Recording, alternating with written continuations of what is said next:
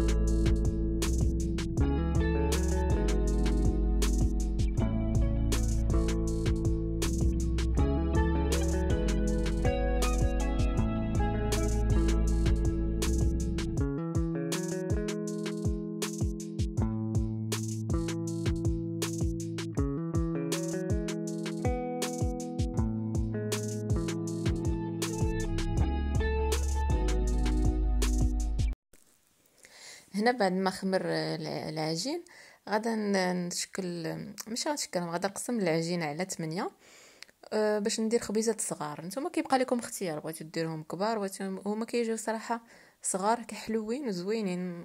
كتخرجي 2 ولا 3 بحال هكا. المهم انا كيعجبوني صغار، ديجا جربت كبار عجبوني حسن الصغيورين. صافي، باش غادا كي كيقولوا لها كاع. المهم غادا مشات هي السميه. المهم غادا نرشهم بالسميده من الفوق، المهم باش غادا نكورهم. المهم بحال هكا كيقولوا لها. المهم هنا كنقسمهم على 8. كل راه عبرتهم غير ما بينش لكم. كل وحده درت فيها تقريبا 200 غرام. صافي، وغادا نوريكم واحد الطريقه ديال التلوليب. كما قلت لكم في المقدمه، بزاف البنات كيغلبهم التلوليب فاش يلاه كيكونوا مبتدئات، ومنهم حتى انا. وهذه الطريقه اكتشفتها على اليوم، بديت كندير بهذيك السباتول هذه اللي كتشوفوا فيها، وتصدق ملي شفت اللور ما معجنه. حيت ملي كتبدا يتلول ضروري كتكون بحال واحد تقيبه اللور، كتكون فيها بحال العجينه معجنه. مهم ضروري كتكون. ملي شفت قلبتها من اللور شفتها مزيانه عاديه، ما كاين لا تعجان لا والو. صافي، والله الا قلت والله الا مزيان. وانتم كي غتشوفوا الخبز كي غيخرج لا من اللور ولا من الجناب زوين بحال لو لبتوه بيديكم. صافي كتشدوا ديك السباتول كتبقاو من التحت تدوروا حتى تولي رطبه، كيبان لكم السطح ديالها رطب، وتحبسوا. صافي هذا ما كان. المهم كتشوفوا الطريقه بحال كتلعبوا عجنوا لعبوا شويه وبلا ما تلولبوا. هاد بالنسبه للبنات اللي ما كيعرفوش يلولبوا، اما المحترفات راه تبارك الله عليكم.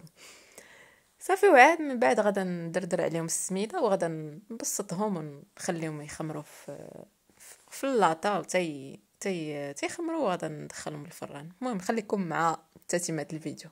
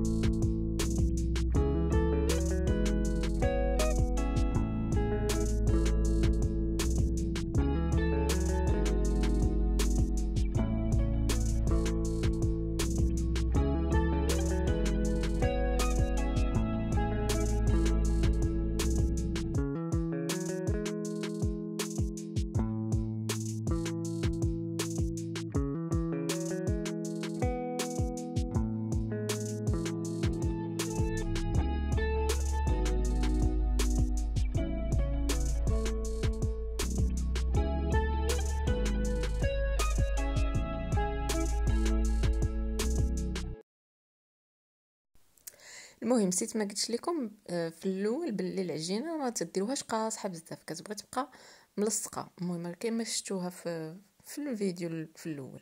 هنا من بعد ما كملت التبساط ديال الخبيزات كنشرطهم عاده كنخليهم يخمروا. صافي شرطت كل شيء، وهنا صافي خمروا ليا وغادا ندخلهم الفران. كتشعلوا الفران الفوق والتحت بالفونتيلاسيون، واللي ما عندوش كتشعلوا عليهم لتحت وتا كيتنفخوا ويتحمروا عاد تشعليهم عليهم الفوق. المهم راني غلطت في الحساب، راني درت 9 نصحاب لي درت 8.